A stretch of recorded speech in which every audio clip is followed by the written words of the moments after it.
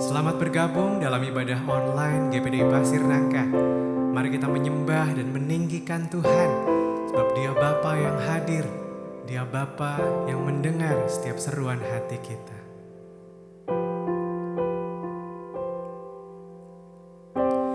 Bapa, Kau mendengar seruan hatiku. Tak pernah Kau lepaskan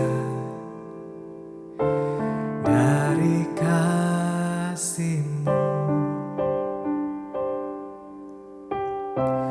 Lewat lembah gelap, Kau temani aku. Roh-Mu bekerja selalu untuk kebaikanku.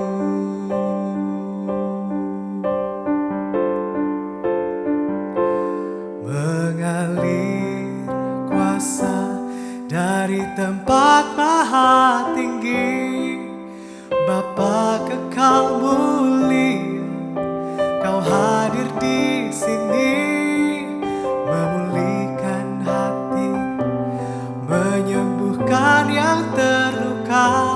Ku kan tenang bersama-Mu, Bapa.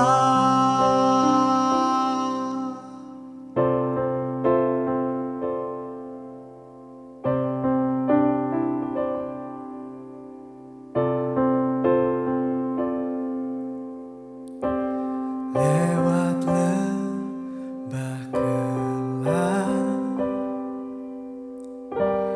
Kau temani aku. Roh-Mu bekerja selalu untuk kebaikanku.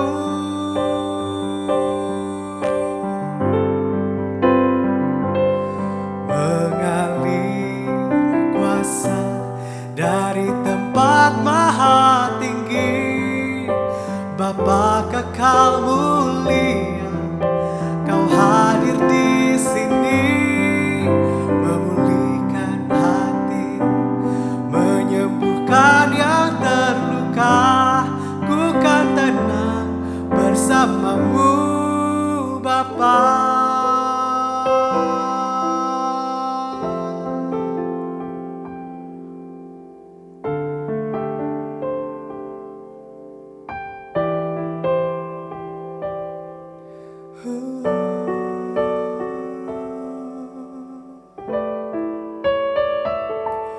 Mengalir kuasa dari tempat maha tinggi, Bapa kekal mulia, Kau hadir di sini, memulihkan hati, menyembuhkan yang terluka. Ku kan tenang bersama-Mu, Bapa. Mengalir kuasa dari tempat maha tinggi, Bapa kekal mulia, Kau hadir di sini, memulihkan hati, menyembuhkan yang terluka. Ku kan tenang bersama-Mu, Bapa. Ku kan tenang bersama-Mu, Bapa. Ku kan tenang bersama-Mu, Bapa.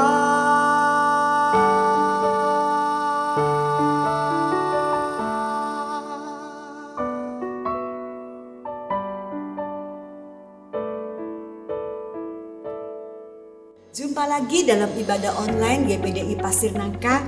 Kiranya kasih karunia dan damai sejahtera menyertai kita semua.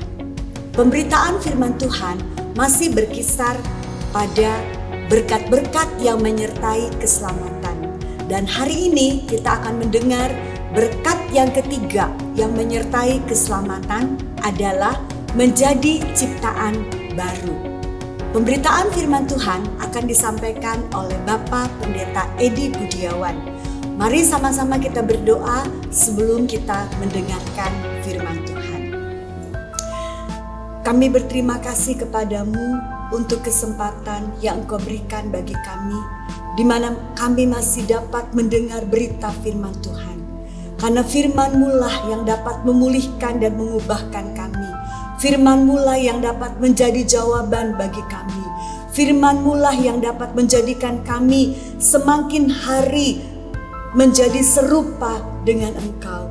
Itu sebabnya Tuhan, Engkau berkati pemberitaan firman-Mu, urapi hamba-Mu dengan kuasa-Mu, supaya kami yang mendengar firman Tuhan, kami dapat mengerti, kami dapat merasakan kuasa Tuhan bekerja, memulihkan setiap kami, dan firman-Mu menjadi jawaban bagi setiap pergumulan kami.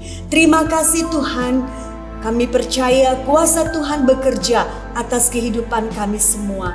Roh hikmat dan wahyu menyertai kami saat kami mendengar firman Tuhan. Urapan Tuhan bekerja ke atas hamba-Mu yang akan melayani firman-Mu. Terima kasih, kami siap mendengarkan firman-Mu di dalam nama Tuhan Yesus Kristus. Haleluya. Amin. Haleluya. Salam sejahtera dalam kasih Tuhan kita Yesus Kristus. Senang kita bisa ketemu kembali dalam ibadat online minggu kedua 14 Maret 2021. Firman Tuhan pada hari ini kita masih tetap berada pada tema adalah berkat-berkat yang menyertai keselamatan. Dan berkat-berkat yang akan kita lihat pada hari ini adalah menjadi ciptaan baru. Setelah kita menerima keselamatan yang daripada Tuhan, Dia akan membuat kita mengalami sesuatu yang baru di dalam kehidupan ini. Tema ini akan saya ambil di dalam 2 Korintus pasalnya yang kelima, ayatnya yang ke-17. Demikian firman Tuhan ini. Siapa yang ada di dalam Kristus, ia adalah ciptaan baru. Siapa yang ada di dalam Kristus, dia adalah ciptaan baru. Yang lama sudah berlalu dan sesungguhnya yang baru sudah datang. Ayat ini saya ingin kita melihat lebih dalam bagian-bagian kata tertentu supaya kita bisa mengerti apa maksud dari ayat ini. Pertama dikatakan, siapa yang ada di dalam Kristus. Kata di dalam itu dipergunakan kata "en" yang artinya tinggal bersama, tinggal tetap. Seperti dalam Injil Yohanes pasal 15 ayatnya yang keempat, Yesus berkata, "Tinggallah di dalam aku dan aku di dalam kamu. Sebab di luar aku kamu tidak dapat berbuat apa-apa." Jadi jelas firman Tuhan atau Allah sendiri merindukan semua orang yang sudah percaya kepada Yesus. Dalam perjalanan hidupnya, dia selalu ada di dalam Yesus. Tinggal bersama, tinggal tetap dengan Yesus. Kedua dikatakan, siapa yang ada di dalam Kristus. Kristus itu adalah gelar yang diberikan kepada Yesus. Yang artinya Yesus adalah pribadi yang sudah diurapi. Yesus adalah pribadi yang sudah memiliki kuasa yang luar biasa. Siapa yang tinggal di dalam Yesus Kristus, dia akan mengalami ciptaan baru. Kata ciptaan baru itu dipakai kata Ktisis dan kainos. Kata kainos, kata ciptaan itu dipakai kata ktisis yang artinya hidup dalam dunia yang baharu atau hidup dalam kekuasaan yang baharu. Sedangkan kata baru artinya kainos, yaitu suatu yang luar biasa yang belum pernah dirasakan. Kata baru kainos juga artinya suatu yang jauh lebih baik bila dibandingkan dengan yang lama. Jadi kalau saya bisa lengkapi kalimat ayat ini, setinggallah siapa yang ada di dalam Kristus, dia adalah ciptaan baru. Artinya, siapa yang tinggal selalu dan diam selalu bersama dengan Kristus, dia akan mengalami suatu kehidupan, suatu kekuasaan yang baru dalam dirinya. Dan dikatakan dia akan mengalami suatu yang luar biasa yang belum pernah dirasakan. Suatu yang luar biasa yang belum pernah dia alami. Atau dikatakan kata baru di sini artinya suatu yang jauh lebih baik bila dibandingkan dengan yang lama atau yang dahulu. Kalimat terakhir, yang lama sudah berlalu dan sesungguhnya yang baru sudah datang. Artinya kalau kita sudah menerima yang baru daripada Tuhan, maka semua kehidupan yang lama itu sudah ditiadakan. Satu contoh yang baik, kalau saya bisa mengambil di dalam Kisah pasalnya yang ke-9, ayat 1 sampai 6, yaitu mengisahkan bagaimana seseorang yang berpengaruh di dalam dunia keagamaan, tetapi dia belum mengenal Kristus. Dia belum tinggal di dalam Kristus. Maka apakah sikapnya dalam hidupnya itu? Kita lihat Kisah pasalnya yang ke-9. Kisah Pasal Rasul pasalnya yang ke-9 sebagai contoh. Sementara kita baca ayat 1 sampai ayat 6. Sementara itu berkobar-kobar hati Saulus untuk mengancam dan membunuh murid-murid Tuhan. Ia menghadap imam besar dan meminta surat kuasa daripadanya untuk dibawa kepada majelis-majelis Yahudi di Damsyik, supaya jika ia menemukan laki-laki atau perempuan yang mengikuti jalan Tuhan, ia bisa menangkap mereka, membawa mereka ke Yerusalem. Dalam perjalanannya ke Damsyik, ketika ia sudah dekat kota itu, tiba-tiba cahaya memancar dari langit mengelilingi dia. Ia rebah ke tanah dan kedengaranlah olehnya suatu suara yang berkata kepadanya, "Saulus, Saulus, mengapakah engkau menganiayakan aku?" Jawab Saulus, "Siapakah engkau, Tuhan?" Katanya, "Akulah Yesus yang kamu aniaya itu. Tetapi bangunlah dan pergilah ke dalam kota. Di sana akan dikatakan kepadamu apa yang harus kau perbuat." Saudara yang dikasihi Tuhan, ini adalah hal yang biasa. Kalau orang yang belum mengalami Yesus, orang yang belum mengalami Yesus, belum tinggal di dalam Yesus, laku mereka agak aneh. Mereka sangat membenci orang-orang Kristen. Mereka sangat membenci gereja. Ada waktunya mereka ingin untuk menganiaya orang-orang percaya. Mereka suka mengganggu ibadat seperti seorang Saulus ini. Tetapi puji akan nama Tuhan, Tuhan tetap tidak biarkan seorang Saulus terus hidup dalam keadaan ini. Suatu ketika saat dia ingin merencanakan tindakan-tindakan yang tidak benar ini, dia akan pergi ke Damsyik untuk menganiaya orang-orang percaya. Tetapi di tengah perjalanan, Yesus memperkenalkan dirinya kepada Saulus. Dengan cara yang luar biasa, Yesus tampil dengan tampilan cahaya yang sangat luar biasa. Seorang Saulus harus rebah ke tanah. Dan lebih aneh, ada suara yang berkata kepadanya, "Saulus, Saulus, mengapakah engkau menganiayakan aku?" Saulus menjadi bingung dan bertanya, "Siapakah engkau Tuhan yang aku aniaya itu?" Dan Yesus berkata kepadanya, "Akulah Yesus yang engkau aniaya." Jelas bahwa gereja orang-orang percaya itu tidak lain daripada tubuh Yesus sendiri.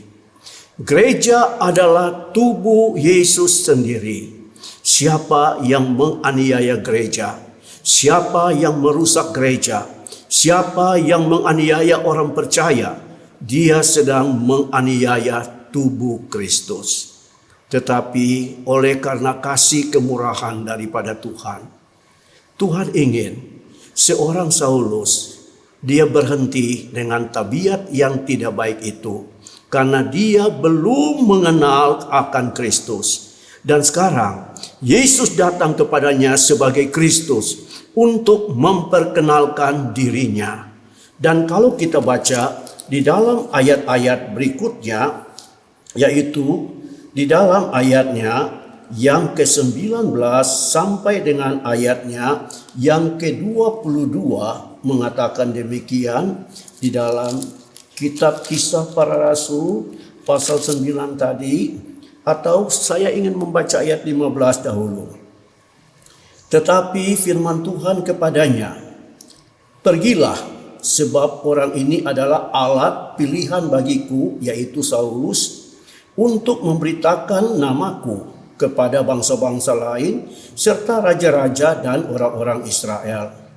Aku sendiri akan menunjukkan kepadanya beberapa banyak penderitaan yang harus ia tanggung oleh karena namaku." Lalu pergilah Ananias ke situ dan masuk ke rumah itu. Ia menumpangkan tangannya ke atas Saulus, katanya, "Saulus, saudaraku, Tuhan Yesus telah menampakkan diri kepadamu di jalan yang engkau lalui. Telah menyuruh aku kepadamu supaya engkau dapat melihat lagi dan penuhlah dengan Roh Kudus." Dan seketika itu juga seolah-olah selaput gugur dari matanya sehingga ia dapat melihat lagi. Ia bangun lalu dibaptis, dan setelah ia makan pulihlah kekuatannya.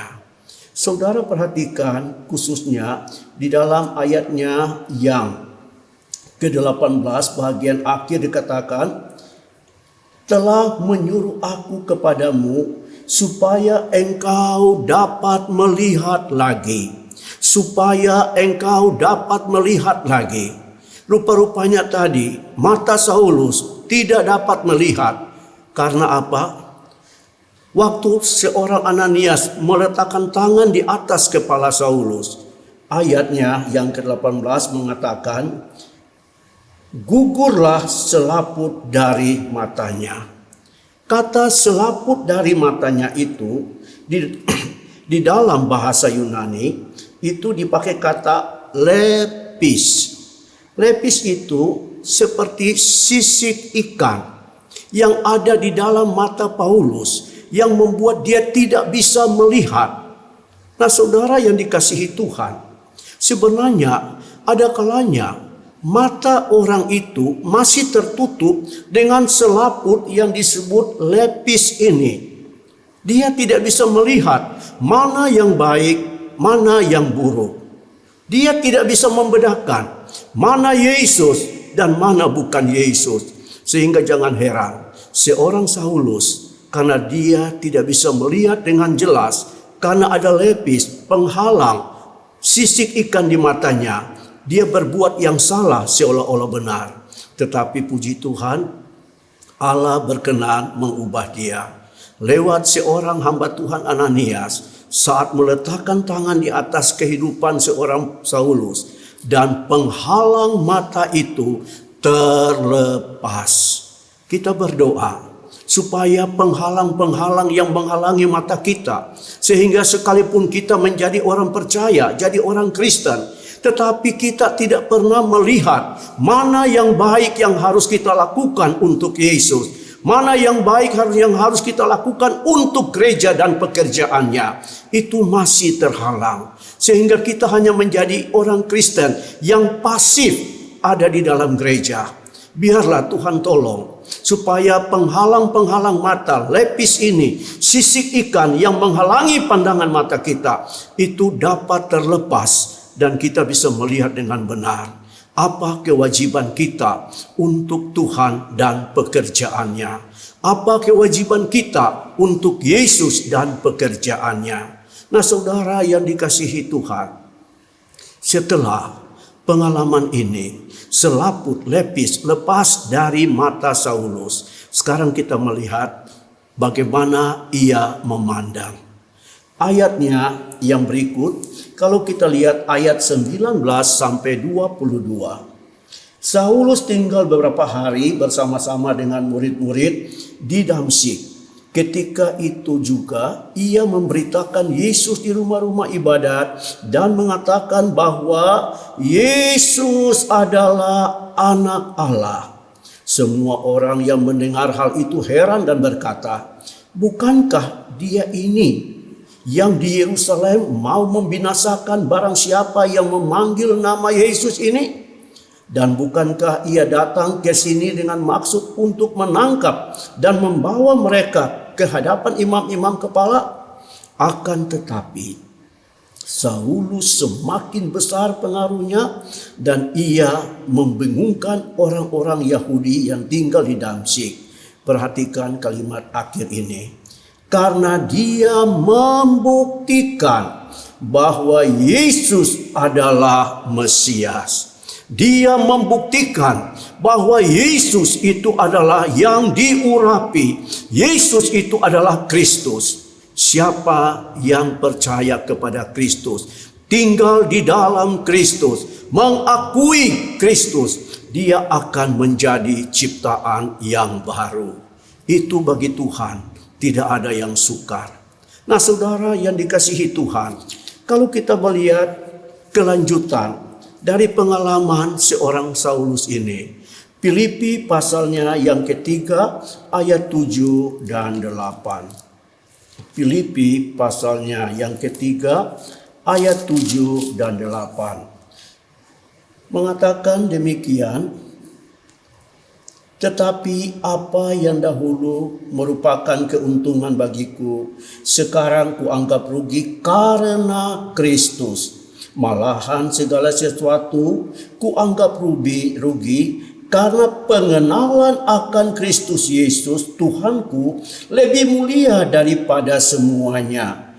Oleh karena dialah aku telah melepaskan semuanya itu dan menganggapnya sampah supaya aku memperoleh Kristus. Bila selaput mata, lepis yang menghalangi pandangan kita yang benar terlepas, saudara akan melihat dengan benar bahwa Yesus itu adalah Mesias dan Yesus itu adalah Anak Allah yang harus kita hormati, yang harus kita layani, Dia dan pekerjaannya. Berikut kalau kita melihat, itu hanya contoh bagi orang yang sudah menjadi baru. Sekarang berkat-berkat yang menyertai keselamatan yang setelah kita menjadi baru. Pertama, kita lihat berkat-berkat itu yang terdapat di dalam Roma pasalnya yang ke-8, ayatnya yang pertama. Demikianlah sekarang tidak ada penghukuman bagi mereka yang ada di dalam Kristus. Haleluya. Demikianlah sekarang tidak ada penghukuman bagi mereka yang ada di dalam Kristus Yesus. Orang yang ada di dalam Kristus Yesus dia sudah melihat yang benar, dia sudah memilih yang benar, dia sudah memiliki yang benar. Dan firman Allah katakan, bagi dia Allah sudah tidak lagi menghukum dia. Apakah bentuk hukuman itu? Kalau kita lihat sejarah manusia awal, sejak dari Kejadian pasalnya yang ketiga, adalah manusia pertama Adam dan pasangannya, perempuan itu. Setelah mereka melanggar akan firman Tuhan, apa yang dikatakan tidak boleh, mereka melanggar. Resikonya, mereka harus keluar dari dalam Taman Eden. Taman Eden artinya tempat yang menyenangkan. Taman Eden adalah tempat yang menyukakan. Di dalam Taman Eden, mereka bisa menikmati hidup dengan segala kelimpahan. Di dalam Taman Eden, mereka bisa ketemu Tuhan dan bergaul dengan Tuhan. Tetapi akibat pelanggaran, akibat dosa, mereka harus keluar dari Taman Eden. Artinya mereka harus keluar dari kebahagiaan bersama-sama dengan Tuhan. Dan lebih daripada itu, ayat-ayat berikutnya mengatakan, mereka hidup di dalam kutuk. Karena engkau sudah mendengar suara perempuan itu, dan engkau sudah memakan dari buah pohon yang telah kularang kepadamu, maka sekarang terkutuklah tanah oleh karena engkau. Tanah adalah tempat mereka mencari nafkah. Terkutuklah usaha-usaha engkau untuk mencari nafkah. Dengan susah payah, engkau akan mencari rejeki dari tanah seumur hidupmu. Rejeki adalah kesempatan untuk mendapat untung. Rejeki artinya pemeliharaan Tuhan dalam hidupmu. Jauh dari rejeki artinya jauh dari kesempatan mendapat untung. Jauh dari rejeki artinya jauh dari pemeliharaan Allah. Dan dengan susah payah engkau akan hidup di tanah itu. Berkat yang kedua yang kita lihat di dalam dalam Efesus pasalnya yang keempat ayat 22 sampai 32 adalah bagaimana sesudah kita ada di dalam Kristus, ciptaan baru, kita mulai mengalami dengan model hidup yang baru, yang tidak seperti dahulu. Kita membaca ayat 22 di dalam Efesus pasal 4 ini. Yaitu bahwa kamu berhubung dengan kehidupan kamu yang dahulu harus menanggalkan manusia lama yang menemui kebinasaannya oleh nafsu yang menyesatkan, supaya kamu dibaharui dalam roh dan pikiranmu dan mengenakan manusia baru yang telah diciptakan menurut kehendak Allah di dalam kebenaran dan kekudusan yang sesungguhnya. Karena itu, sekali lagi perhatikan, karena itu buanglah dusta dan berkatalah benar seorang kepada yang lain, karena kita adalah sesama anggota. Apabila kamu menjadi marah, janganlah kamu berbuat dosa. Janganlah matahari terbenam sebelum padam amarahmu.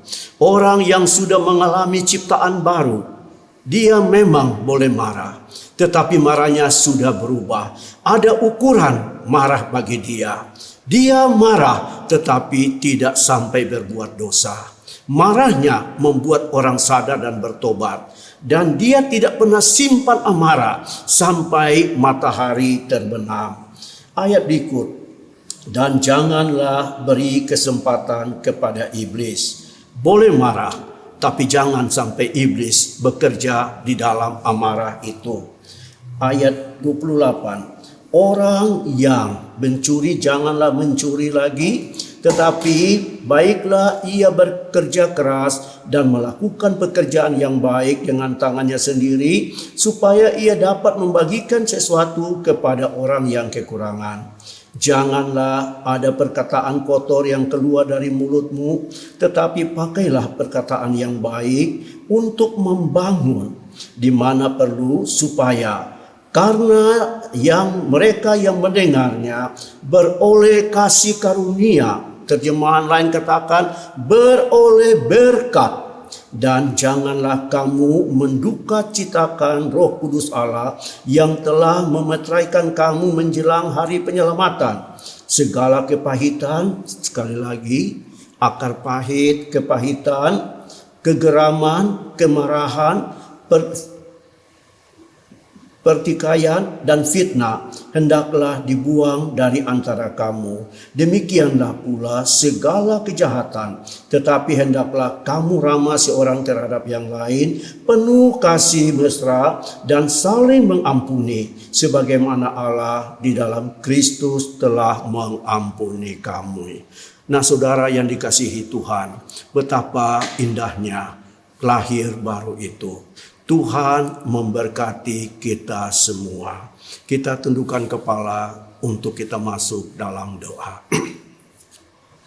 Kembali Tuhan, kami datang kepadamu dan berterima kasih untuk Engkau. Karena Engkaulah yang datang bagi kami.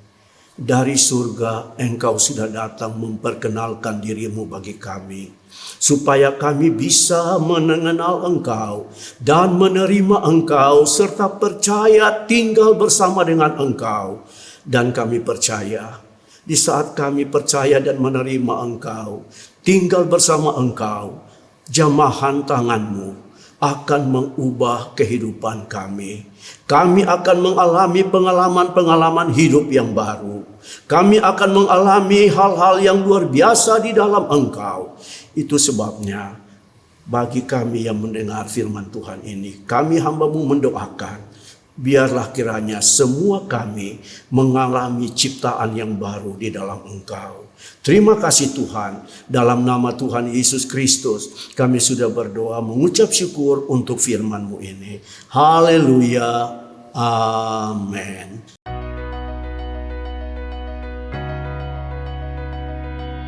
Haleluya, kiranya firman Tuhan dapat memberkati saudara dan saya. Mari kita memberikan persembahan. Kita baca ayat firman Tuhan dalam Lukas pasal 21 ayat 1 sampai dengan 4. Persembahan seorang janda miskin. Ketika Yesus mengangkat mukanya, ia melihat orang-orang kaya memasukkan persembahan mereka ke dalam peti persembahan. Ia melihat juga seorang janda miskin memasukkan 2 peser ke dalam peti itu. Lalu ia berkata, "Aku berkata kepadamu, sesungguhnya janda miskin ini memberi lebih banyak daripada semua orang itu. Sebab mereka semua memberi persembahannya dari kelimpahannya, tetapi janda ini memberi dari kekurangannya, bahkan ia memberi seluruh nafkahnya." Kita belajar dari firman Tuhan, ketika kita memberikan persembahan dari kelimpahan, dari kekurangan kita, berilah dengan ucapan syukur dan kerendahan hati. Bagi jemaat yang ingin memberikan persembahan dan mengembalikan perpuluhan, dapat diberikan melalui bank transfer ke nomor rekening yang ada di bawah ini. Kita masuk dalam warta sepekan. Pada hari Selasa pukul 16.00 ada tim doa wanita di gereja. Dilanjutkan dengan Komsel Youth secara online pukul 19.30. Pada hari Rabu pukul 16.00 ada ibadah pertengahan minggu di gereja. Dilanjutkan dengan Komsel Tunas Remaja pukul 18.00 di gereja. Pada hari Kamis pukul 16.00 ada tim doa wanita di gereja. Pada hari Sabtu pukul 16.00 ada doa para pelayan di gereja. Dan hari Minggu ada ibadah raya sesi 1 akan dimulai pukul 7.45 sampai 9.15, dilanjutkan dengan ibadah raya sesi kedua pukul 10 sampai 11.30. Jemaat sekalian, jangan lupa jaga kesehatan dan lakukan 3M. Terima kasih, Tuhan Yesus memberkati.